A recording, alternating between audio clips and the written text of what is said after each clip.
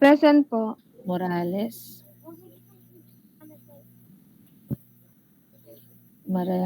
Morales, Pasakian, Present po. Ramos, Present po. Rodriguez, Present po. Rosales, Rosales, Sadueste, Sadueste, Sadueste, Selodjo, Present po. Sigalat, Present po. Valentino, Present po. Valenzuela, Valenzuela, Valenzuela, Valin, Present po. Vicente, Present po. Villaseran, Villaseran, Villaseran, Villanueva. Present po. Okay. No. So, good afternoon sa inyo. No? So, we are going to continue with our discussion. No? So, I believe we are done with the chapter 4, which is the literature review. No? So, balikan lang natin konti what we have discussed about the literature review. So, we have discussed the process on how we are going to uh, uh, generate the research objectives, the research questions, how are we going to conduct the actual literature review, what are the steps that we can do to be or to have an effective na literature review. Okay.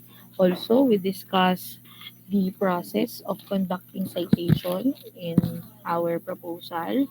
How are we going to anong tawag dito, reference or include the sources of information to our reference list, no? Or even how are we going to make the bibliography. No.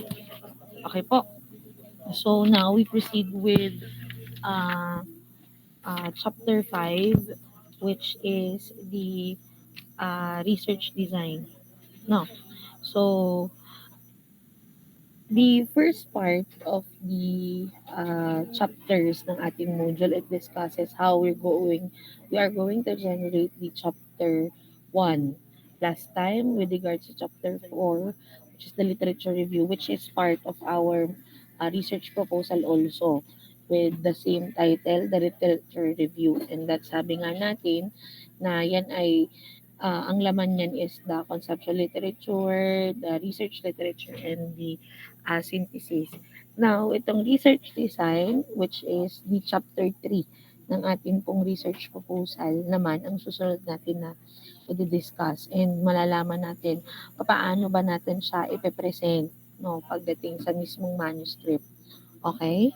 So, by definition, ang research design po is, wait lang, present ko lang ang ating module. Kindly open your module in page 45.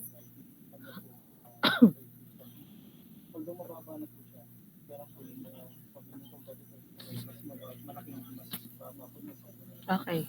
No. So, by definition, ang research design daw po natin is a structural plan that outlines how to conduct yung research study natin. No? So, dito po natin dinidetalye ano ba ang mga methods and procedures, papaano tayo makakapag-collect, at the same time, ano ang methods and procedure para ma-analyze natin yung data na na-collect natin. No? So, basically, it provides a blueprint, okay, paano ba natin gagawin yung mismong research process. And at the same time, ini-ensure ng research design na yung study natin will address ano ba yung research question natin effectively. No?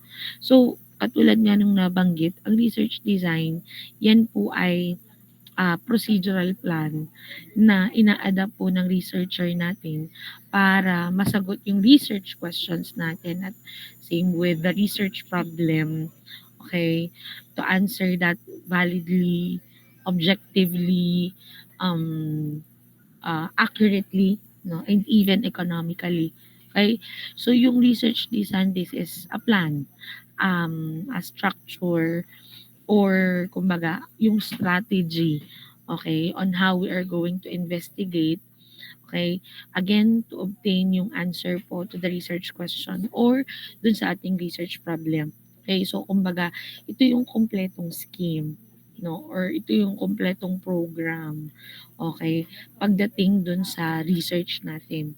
Okay, so kumbaga ginagawa natin siya ng outline, okay, kung ano ba yung gusto ng researcher or ng investigator doon sa kino-conduct niya na research, no. So they kumbaga nagse-set siya ng hypothesis, and then from there doon natin nalalaman what are the operational implication pagdating doon sa analysis natin doon sa ating data. Okay? So may iba't ibang, may purpose and may function bakit tayo ay nag-i-include ng research design, no. So una diyan is that para po ma-conceptualize natin yung naisip natin na operational plan, no, na gusto nating mangyari, para alam natin kung ano yung procedures, no, para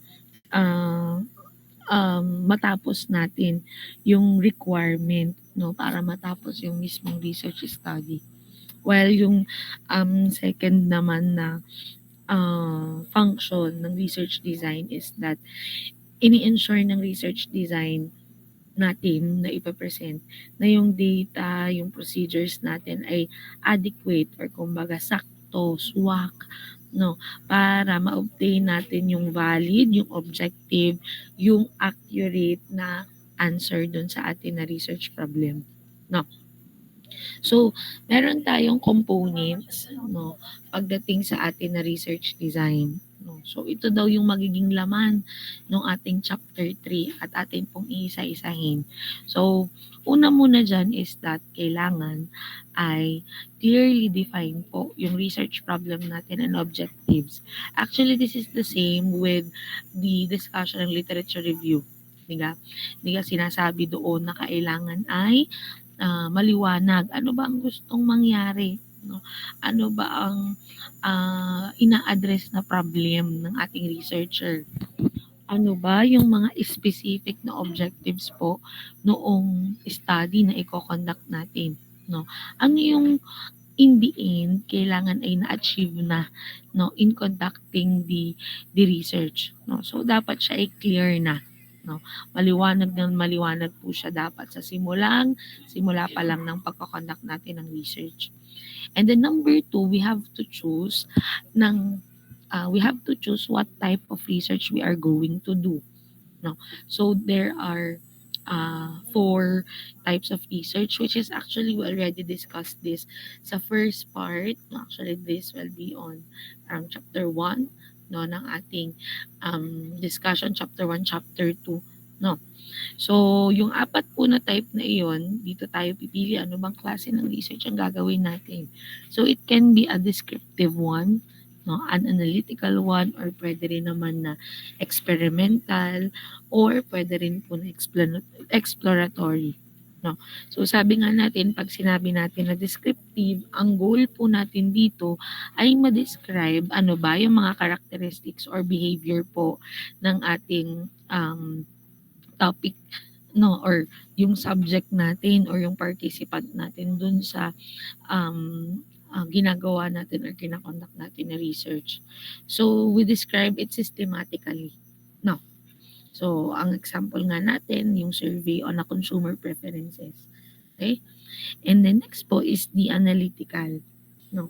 So dito naman sa type ng research na ito, it involves the process of examining, at the same time we interpret yung data para mas maintindihan natin ano ba ang relationship, no? So example na niyan is ito, analyzing yung impact po ng marketing strategies sa sales, ano? And then yung third po na type ng research natin is experimental. So dito, we are going to test yun pong variables natin. So sa pagte-test natin, we try to manipulate, no, those variables, and then of course, i-observe natin ano ba ang naging effect, no, pagdating doon sa na ang tawag dito, sa subject natin or dun sa mismong sample natin, no. Example natin dyan is ito pong clinical trial para matest yung bagong drug. And then next po is the exploratory, wherein again, from the title itself, word itself, ang goal nito is syempre mag-explore, no, mag-explore ng bago or under-reach na ideas. Ibig sabihin, try po na makahanap ng marami ng information doon sa hindi masyadong, kumbaga, natatouch pa pagdating sa conduct ng research, no? Kumbaga, this exploratory research is more of parang yung basic research natin, no? Yung classification ng research na, kumbaga, gusto natin na malawakan pa yung boundary of knowledge pagdating dun sa specific na topic natin, no? So,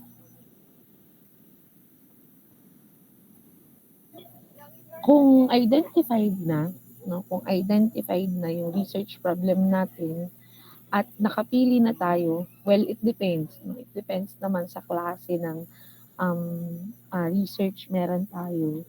So, kung alam na ang gagawin, no, so ngayon, kung alam na kung ano yung type ng research, ngayon naman, pipili tayo or aalamin natin ano ba ang research methodology na applicable po dun sa napili ninyo na research method, no, or research process. Okay? So from developmental, it can be a qualitative or a quantitative one, or kung halimbawa na siya ay anong tawag dito, siya ay descriptive, ano bang klase siya na research, no? So meron tayong actually tatlong klase ito. It can be a qualitative method wherein yung focus po ng understanding natin pagdating sa concept and experiences. Yun po yung pagdating sa qualitative, no? And that ang method po na pwede nating i-apply dito is about interviews, focus groups, and yun pong case studies. While for quantitative methods naman, ang goal po or ang focus po ng course na ito is ma-quantify natin ano ba ang statistical analysis na pwede natin i-apply at magamit. So, compared dun sa kabila, no, na first hand of information, ang method po na applicable for the quantitative methods is this, like surveys, experiments, wait lang, may klase pa ako, 2:30. 2:30 nga. Oh, doon pala nag-start ako ng 12:30. Hindi ko na na-check ang aking schedule. Mamaya na lang, mamaya. Hindi, 2.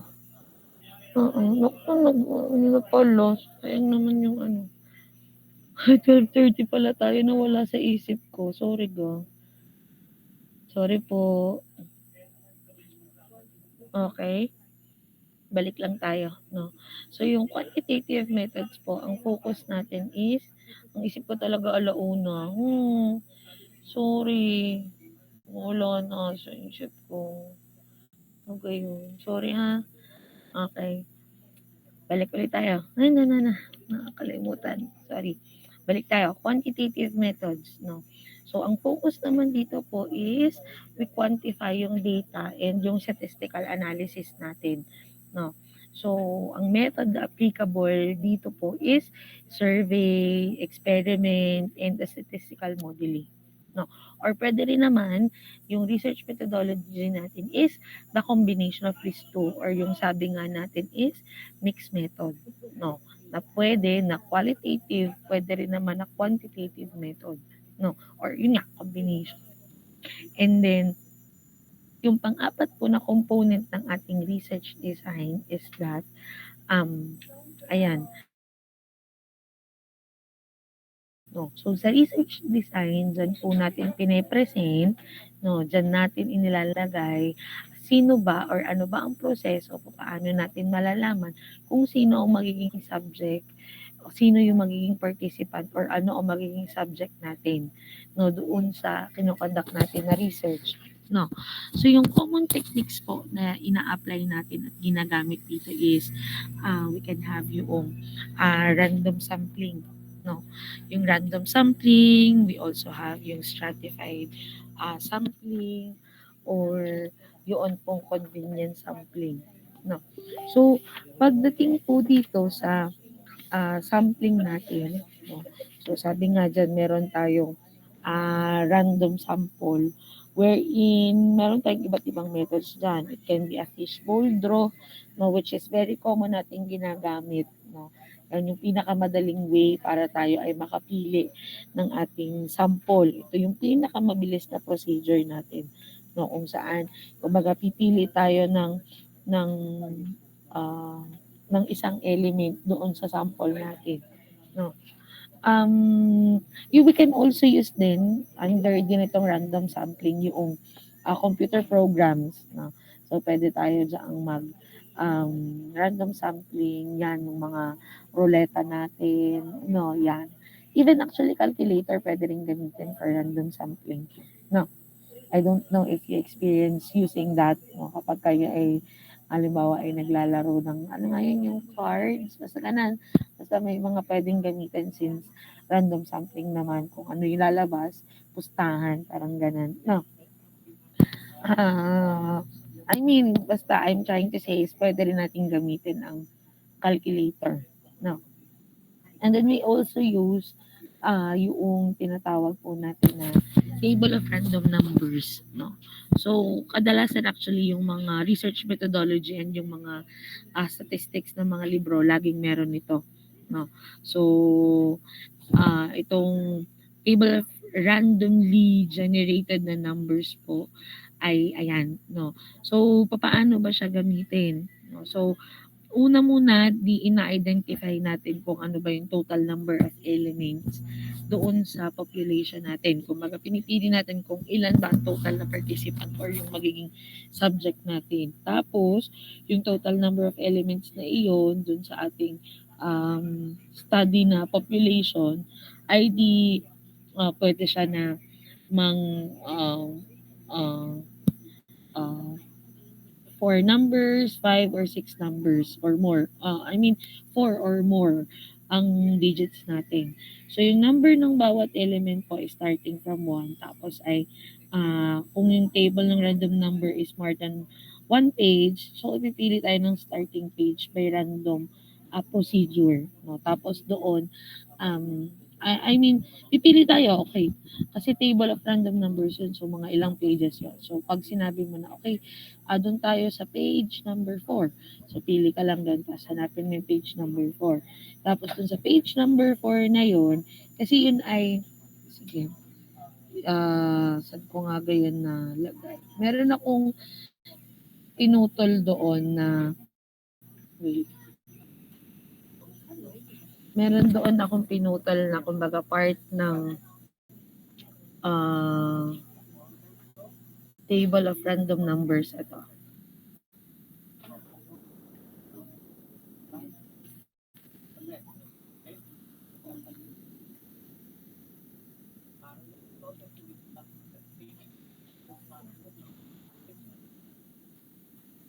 Yan. So ito, nag-cut lang ako ng mga numbers sa table of random numbers. So sabi nga dyan, ano kasi to, table talaga siya, madaming. So una nga, pipili ka ngayon kung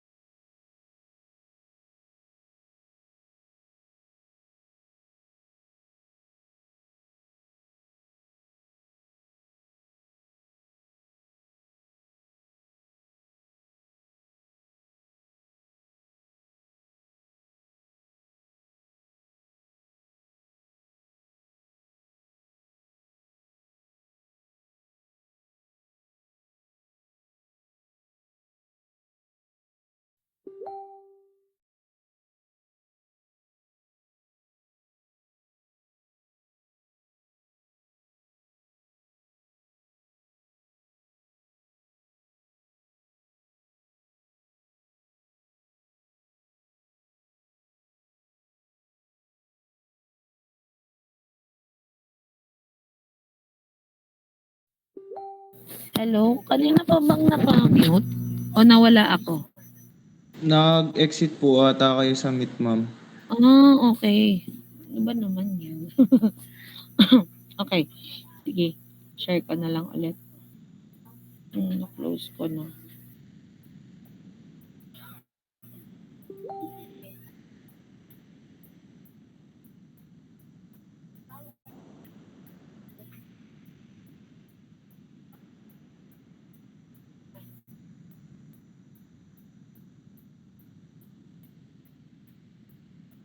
Okay. Bakit ka ayaw na mag-share?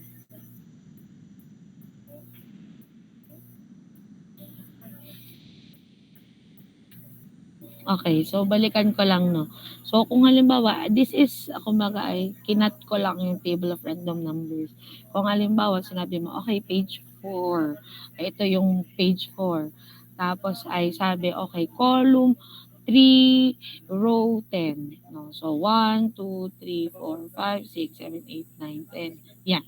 So sabi dito, kung sino yung merong, 10 yung student ko, 5 lang yung ticket ko, concert ticket. So, kung sino yung may handle ng number na to, then sila yung mabibigyan ng concert ticket. So, parang ganun lang siya.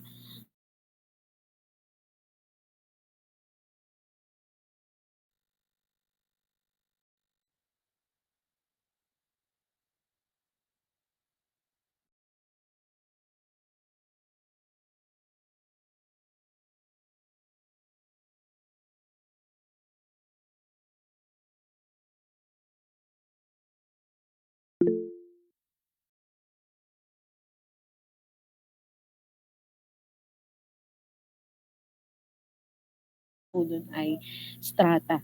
No? So, kumbaga yung strata na yun, nabubuo siya based sa uh, uh, member shared, halimbawa yung attributes, yung characteristic, yan, such as, halimbawa ay yung age, no, ito yung age nito, itong magkakasama, yan, educational attainment, yan, o ito nakapag-college, ito elementary, ito high school, ito.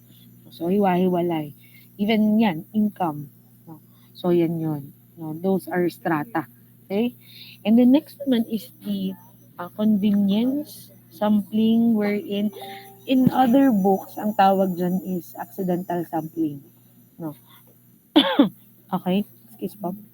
Accidental sampling na kumbaga nagbe-base tayo dun sa pag-assess based sa convenience, no? So, kumbaga, kung sino yung pinakamalapit, siya yung pwede mong makuha as possible source of information, ayun, no? But, may cons ang paggamit nitong convenience sampling dahil ng, syempre, hindi sa lahat ng pagkakataon ay, halimbawa, kapag kumausap ka ng, sinabi mo, pwede siya maging sample, pwedeng hindi siya talaga yung hinahanap mo, na hindi siya talaga yung hinahanap mo na maging part ng iyong sample, no?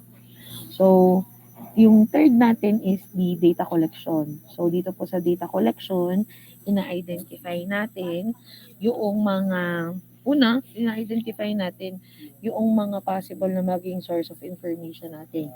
And pagdating po dito, nahahati ito sa dalawa, no? So, it can be from primary sources or pwede rin naman na secondary sources. Primary sources, this is directly collected from the subject. Ano-ano ba itong mga ito? So, we can gather information through. Kapag primary sources, it can be through observation, it can be interviewing, it can be usage ng questionnaire. No? Also, no, yun pong secondary sources naman natin, ito yung mga existing data from other sources. So, yan yung mga documents such as yung mga government publication, yung mga earlier researches, ayan. Even yan, yung mga personal records. No?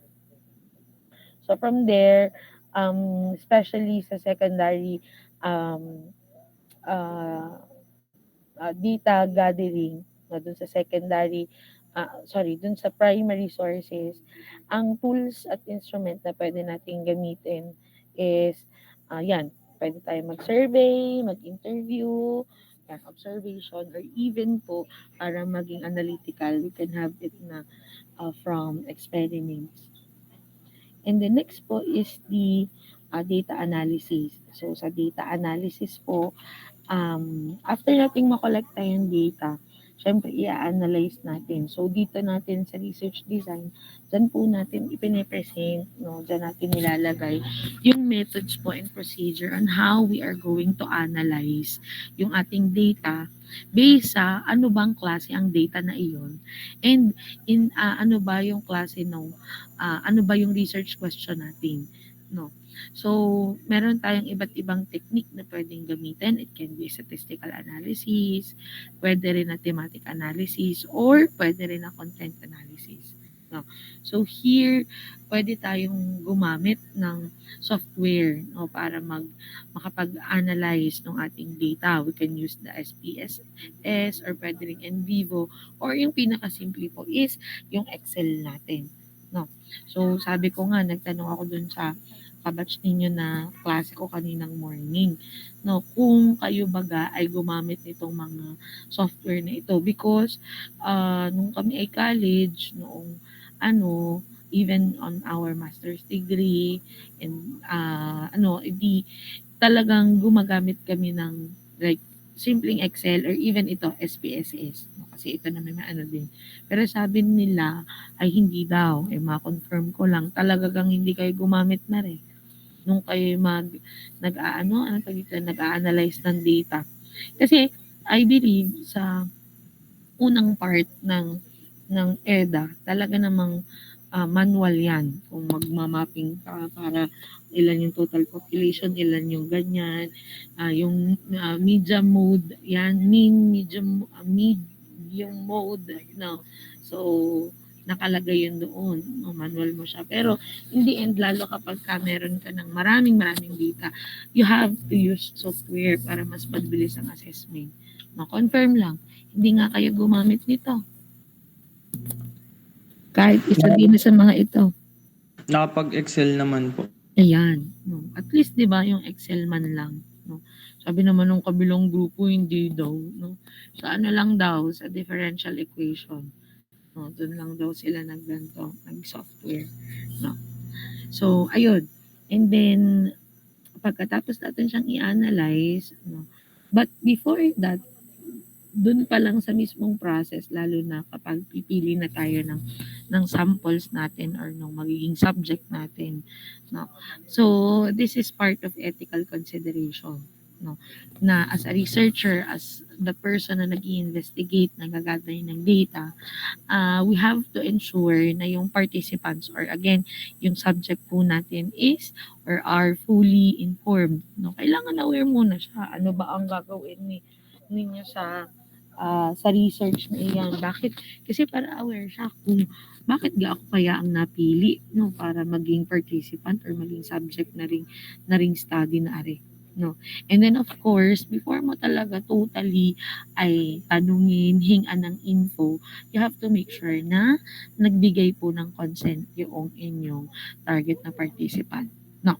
So, in line with this, lalo pag nagbigay na siya ng consent, it is your responsibility as a researcher to protect yung privacy po ng ating participant. Not only to protect the privacy, but to also handle properly yung data, to secure it properly, no, yung data na nag-gather ninyo. No, dapat ay hindi siya lalabas. Make sure na talagang confidential talaga siya. No. So, dun sa conduct ng research natin, it should be honest. No? Kailangan honest tayo kapag tayo nagko-conduct ng research, nag-a-analyze ng data. No? So, para ma-avoid na magkaroon tayo ng manipulation or pwede rin naman na falsification of data. So sabi ko nga sa inyo, hindi siya maganda. No, kung talagang nagmamadali kasi ang tendency talaga ng mga researcher para talaga mabilis na matapos. Okay, i-manipulate na lang natin, no, i-falsify na lang natin according to our hypothesis or kung ano bang ini-expect natin. So i-align na lang natin doon yung data. No. So hindi po siya maganda. No? So kung ano talaga ang lumabas, di iyon. Just make sure na magkaroon lang tayo ng justification. Kasi lalo kapag nag-falsify ka at manipulate ng data, unang-una, kapag kain ay ginamit na source ng ibang tao, automatic na ligaw ang mga yon panigurado. Kasi hindi tama yung data na pinapresent mo. No? So talagang kung pangit yung lumabas, then so be it. No? Just include the justification why it happened. No? And what will be the effect if in case ganito yung mangyayari. No? So ayun. And then lastly po, number 8 is to have this research timeline. Ito naman ay paulit-ulit ko nang binabanggit sa inyo. No. Na once na kayo ay meron ng identify na research problem, meron na kayong research question as well as research objective, then you have to develop na or to generate na your developmental plan. No? So, you are to make the timeline nung mga bawat po na activity or you are to divide yung ating mga researches para makita natin kung lahat ba ay anong tawag dito ay na-achieve, no, kung magkakaroon ba tayo ng progress pagdating dun sa ating pinaplanong gawin, no. So kailangan po pagdating sa planning and data collection ng analysis ay gagawa natin siya ng timeline. Kailangan may target tayo na specific date, specific time kung kailan siya ay tapos. At hindi lang basta, okay, develop tayo, hindi siya ganong kadali. No? So you are to track yung progress para masigurado lang na tamang-tama yung presentation ninyo, tamang-tama yung i-conduct ninyo na research. No? And then, number 9 po is that, kailangan muna nating i-identify po yung mga source of funding natin. No? And then, pag na-identify na natin siya, need natin na i-allocate yung mga budget natin for different aspects ng ating research. No? So, syempre, may iba't ibang consideration pagdating sa tulad sa atin, develop ng machine. No? Kung ito lang yung budget na meron ako, ito lang yung resources na meron ako, anong resources, anong budget ang kakasya, anong project ang papasok dito. No? So you are to ensure na lahat po ng mga resources natin ay available. Even yan, kung sino man yung mga researcher, no, yung taong gagamit noon, yung equipment, even po yung facilities. No? So here, meron po tayong sample dito nung atin na components, no, at parts ng research literature. So you can see there the research topic about the impact of remote work pagdating sa employee productivity, wherein it was identified na ang research problem natin is ano daw ba ang effect nitong employee productivity compared sa traditional work. No? So basically, all of the parts and component ng research proposal ay andi dito sa sample natin. No? So, let's proceed here dito sa ating sample number 2 wherein ang research design natin is a developmental one. No? So, nilagpasan natin yung kanina kasi more of siya ay itong una is descriptive, no? Descriptive kind ng research. No? So, yung ating research design wherein ang title nga niya is the development ng hybrid drilling tool, okay, for petroleum extraction. No?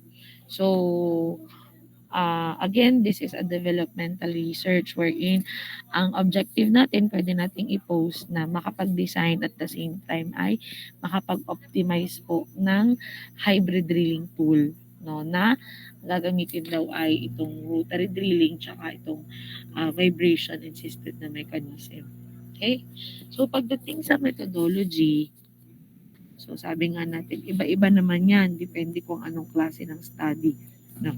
So we can have yung design phase natin wherein we are to develop yung model in a hybrid drilling tool. No? So using CAD. No? So kung meron pa kayong ibang alam ng software na pwedeng gamitin para makapag-model, para makapag-draw, then so be it. No?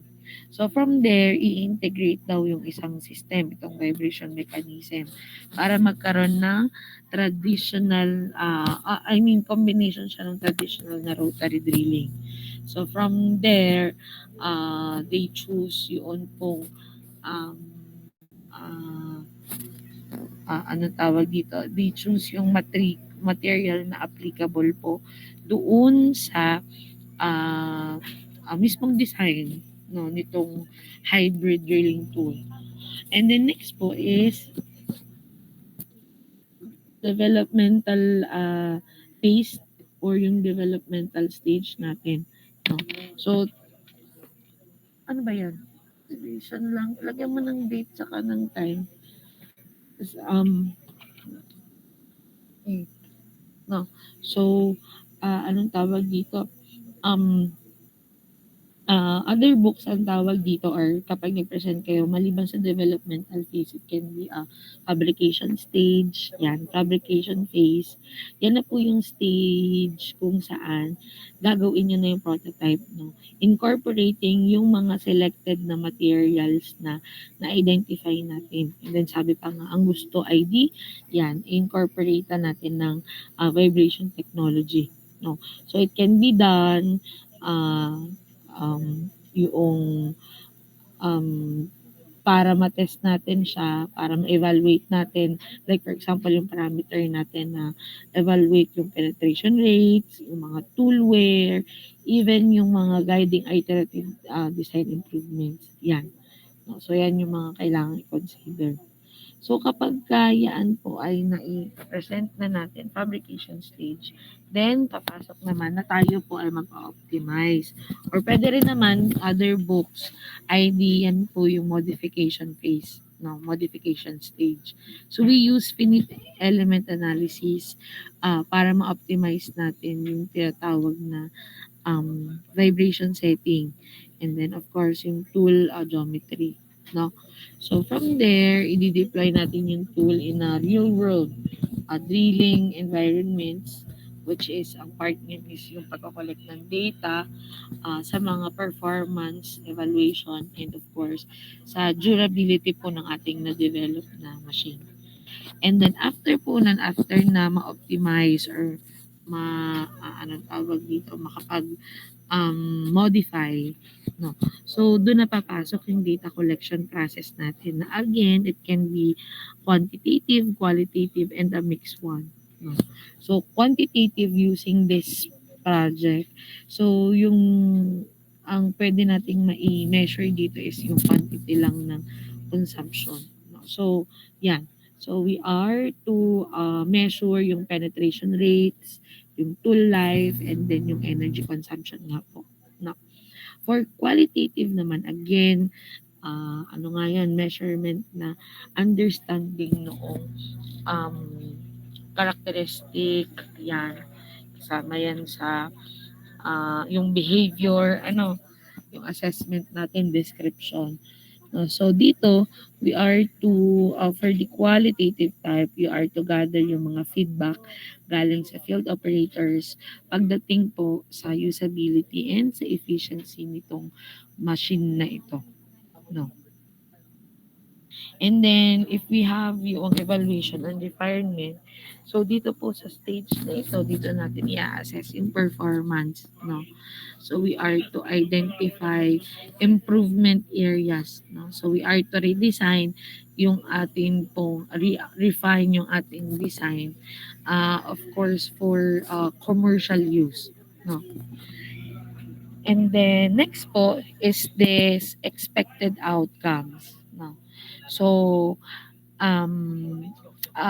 after natin na malagay lahat yung mga methods and procedures natin for each stage such as anong tawag dito, such as this objective, methodology, Kita nyo ang lawak ng methodology. And then yung ating expected outcome. No? So from there, ipapresent natin ano ba yung gusto ninyong mangyari. A hybrid drilling tool. No? Ano ang goal? Makapag-improve ng penetration rate. Tsaka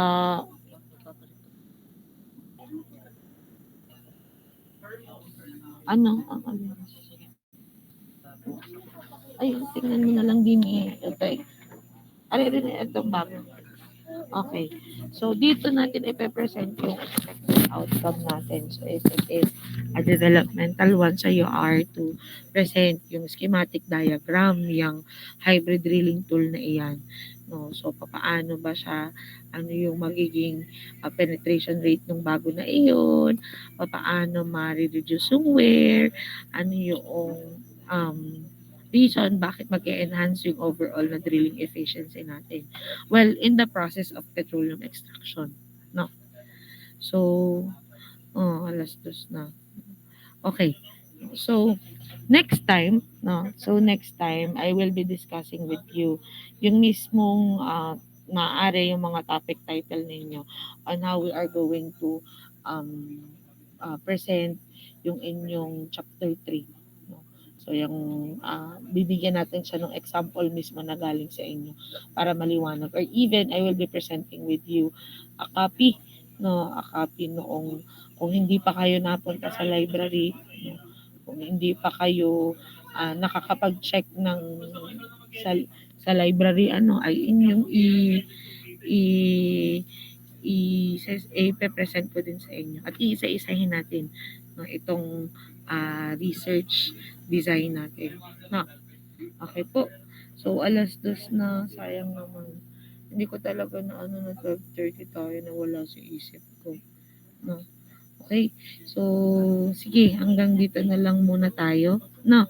Hanggang dito na lang muna tayo and then we will continue our discussion next meeting. Okay po? So, may question pa kayo? Concern? Clarification?